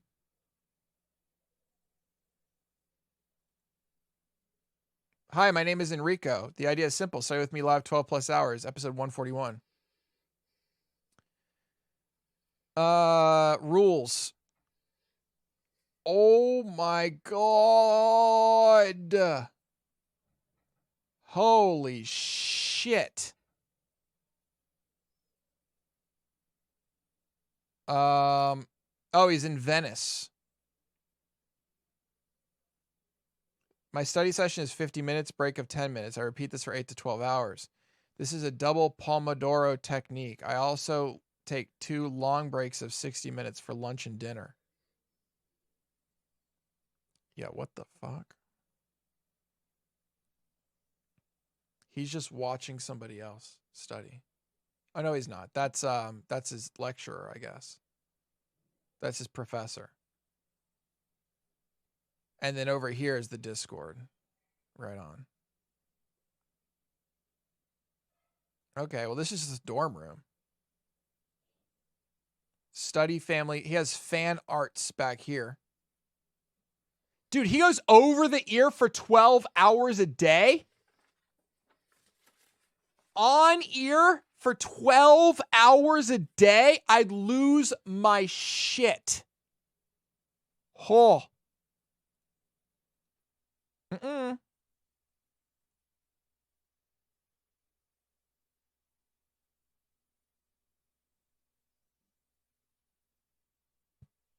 Okay. Handles at the bottom at Danny Scott Jr. for Instagram and Twitter. That's my personal account, and then at Study Buddy Streams on Instagram. That is. Oh, is he done? Page that's just for studying, just for study streams. So if you is he me done? there, I'll follow you back, and then we can stay in contact on Instagram as well. If you want more information about the he's on break. schedule, the live stream schedule, that calendar, those links should be in the description. So he does 60 minutes on, 10 off. About backgrounds, we have a little green screen here. We can do different pictures every day. So if you have any ideas, please let me know. I think that's all for now. So I'm gonna take a little break. I'm gonna see if I can adjust the graphics at the bottom. But this will be our last break. Yeah, he's got the live stream right here. That fucking sucks. You just got to be staring at that.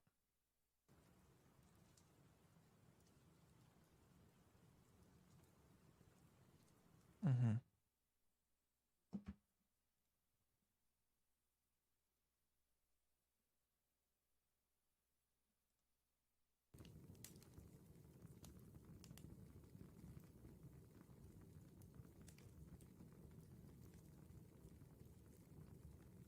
That's green screened. This is not real. Whatever the fuck this is not real. That's lies and slander. Yo, does everybody have like a fucking iPad Pro these days? Dude, everybody's doing this fucking Pomodoro shit. I will not be doing that. That's not how my life works. All right. My life works is when I see it on the goddamn schedule, that's when I fucking do it. That's really all there is to it.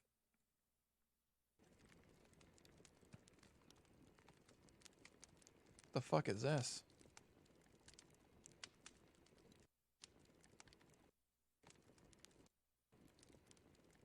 All right, I'm sure that's cool. Oh my gosh.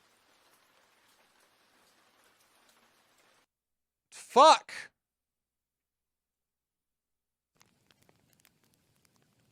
That's not real. Chat, I think that he's not actually there. I think. Studying for the PSATs.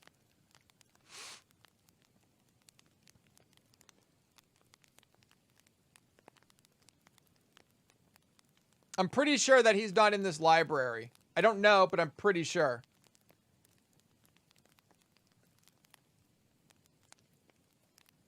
The sitting next to me. I don't know what that means.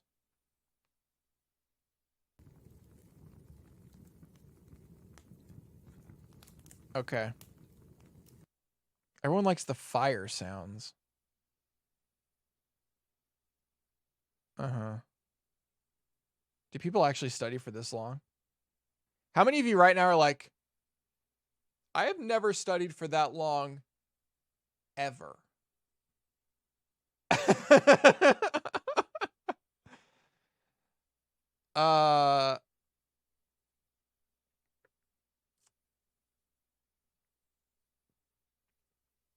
Dude, these people do 8 to 12 hours a day. I can see working for 8 to 12 hours a day because my days are incredibly dynamic. No day is ever the same, and I'm always solving every day I am solving so many different problems and working on so many different things that 12 hours to me is just like, what? I have an alarm set for 6 p.m. when I need to go home. Because I'll fucking forget to go home if I don't. I literally have to have an alarm set to leave. Studying, though, is like you're super ultra intensely laser focused on a thing.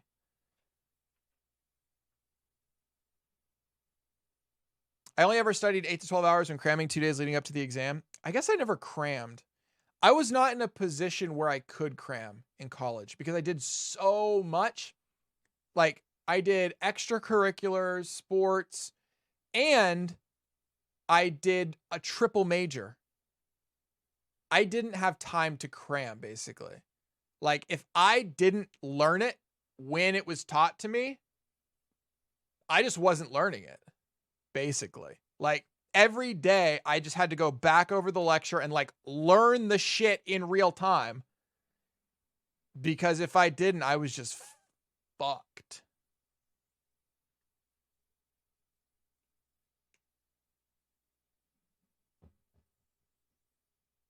Then again, a lot of these people are going to like med school and shit. So they just can't be wrong ever. Like for me, if I got, oh shit, you fucked up this little tiny thing in quantum mechanics. It's not like somebody dies. Right? When I'm going out and doing, another proof based on Schrodinger's equation and shit like that in quantum 2, if I get that wrong, generally speaking, people aren't going to fucking die. But you better, you know what? If you're a med student, you better be doing this shit. Here we go. Just keep smiling. Hashtag study fam.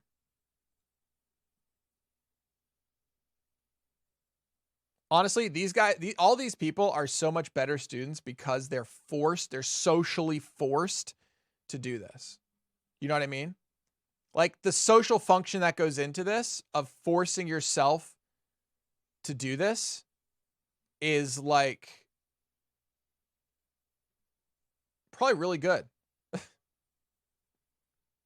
for your studies.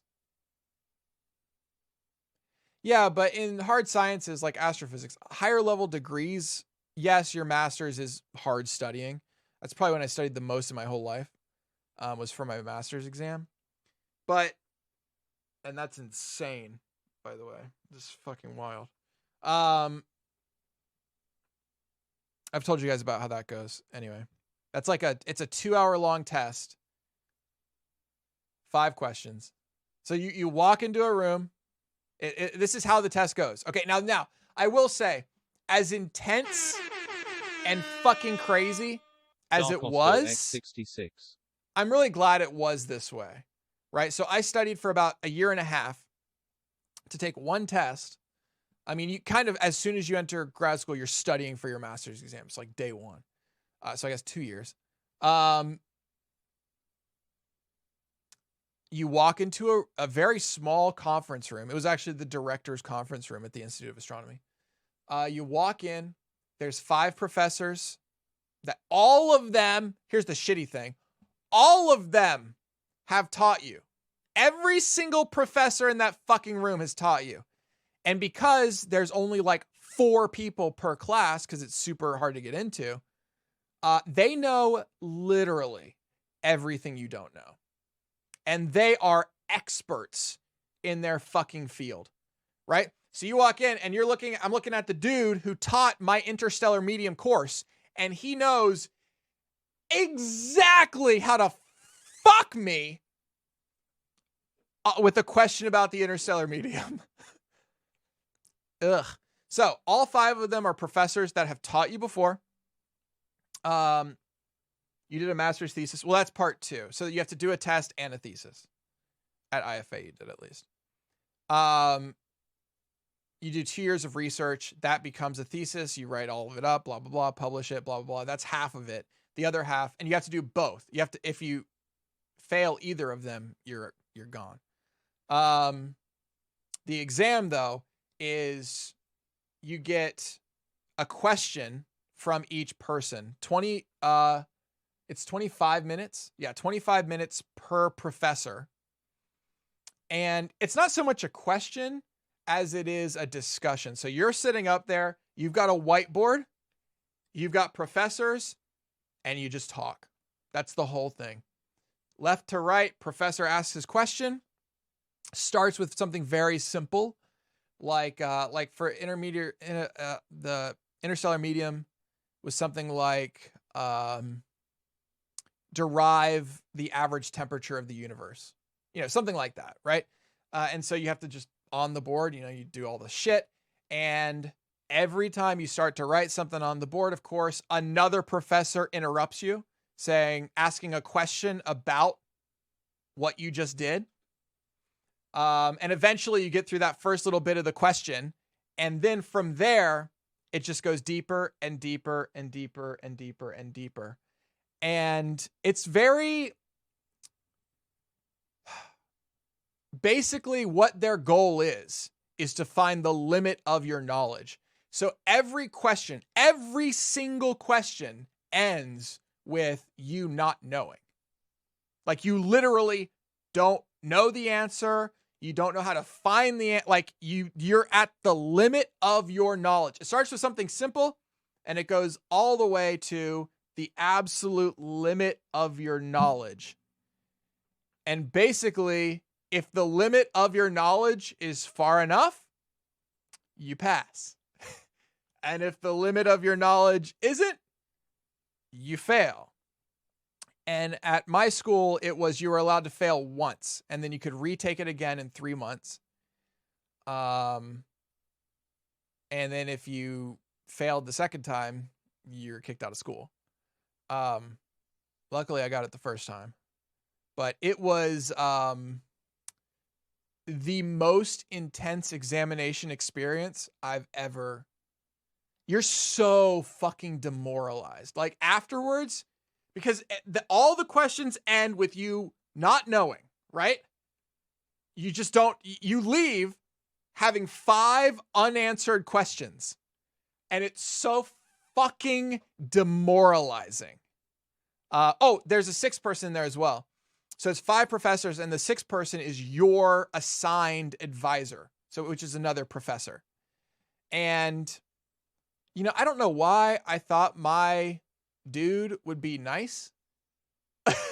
Like, it's your guy who's supposed to advise you to this whole thing. Bitch, he was the worst. He was the fucking worst. Like, he would just push on every little tiny fucking thing you fucking don't know. Or when you know something, maybe you should derive that. Like, how did you get to that? How do you know that? It's like, fuck, you're supposed to be on my side, you bitch.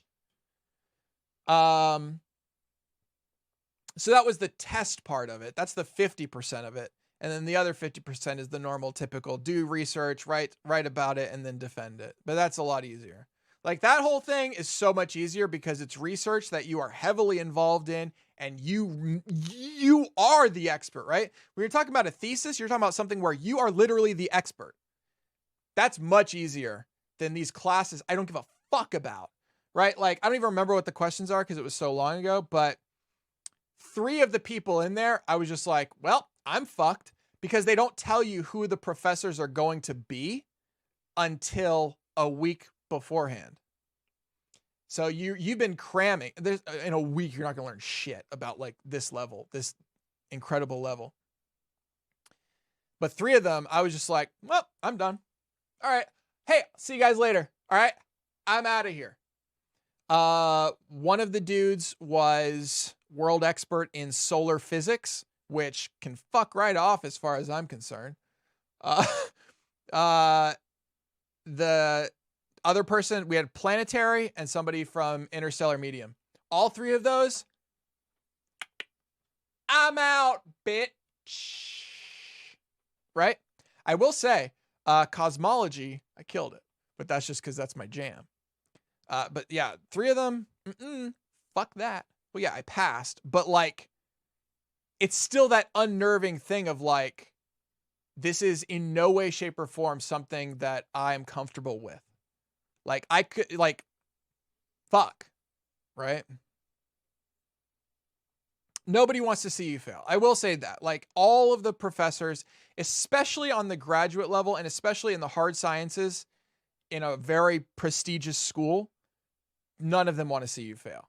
They all are rooting for you. And I will say, during those questions, if you like stumble on something or there's something stupid that you just can't remember or whatever, they'll just tell you what it is, right? Like, if you can't remember, I forget what the value of G was again, right? Well, okay, you wouldn't forget that, but that's a good example. Then they would help you out and be like, oh yeah, it's this, whatever, keep going, that kind of thing. So they did help out a little bit, but it was definitely an intense experience. Like, holy shit. Oof. Anyway, guys, I gotta run. Thank you all so much for being here. I really do appreciate it. I got a lot of work I got to take care of. I do think I'm going to try to do a YouTube live stream today. Head over to Discord. I'll probably just post it in something like the off topic section. I'm not going to like blast it out, just to see if we can figure out quality setting. I've just never done it before, so I don't even know what the dashboard looks like. Just figuring all that shit out. It'll be on like probably a throwaway channel that I just randomly make. And we're just going to kind of see what happens. We're just going to see if we can make it work, kind of thing. Yeah. Can anyone recommend a live stream for tonight's election thing? As someone who is not from Freedom Land, unless Sev will be, then obvious choice. I will definitely not be broadcasting the fucking election results. I don't know who would. On Xavier Twitch, 2119 by 49. Who would be? Probably Hassan. Hassan. What's this? A7S3. Dude's got money.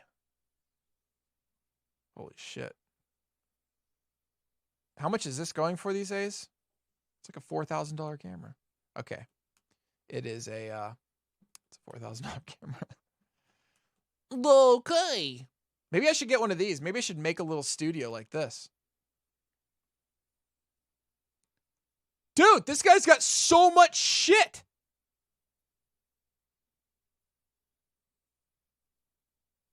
I kind of like the aesthetic here, the concrete aesthetic. Chat, what do you guys think about this concrete aesthetic?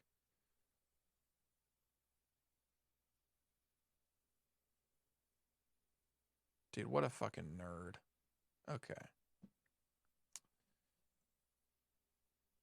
Tattoos are going to come in and rape your daughters. All right, chat. Hassan will probably be covering the God fucking damn.